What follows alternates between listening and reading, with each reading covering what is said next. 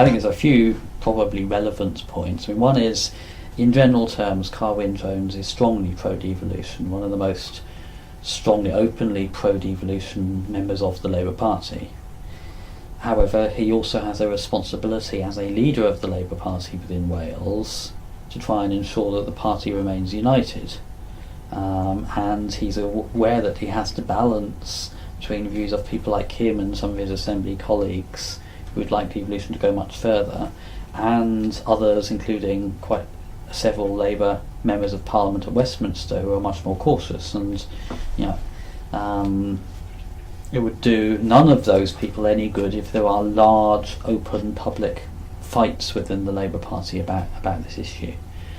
So I think there's the general orientation towards him of being positive for further devolution, also a general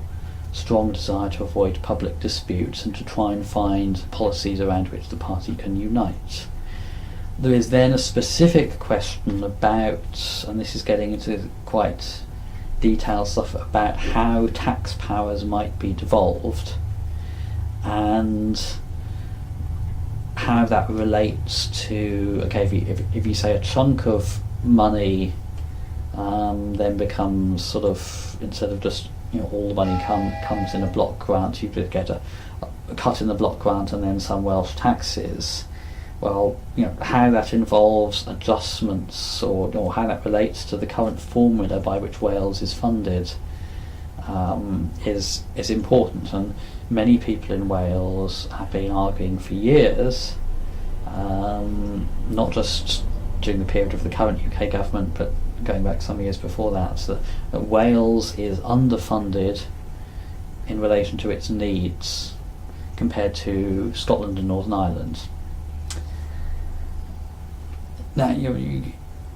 if you're going to devolve tax powers, then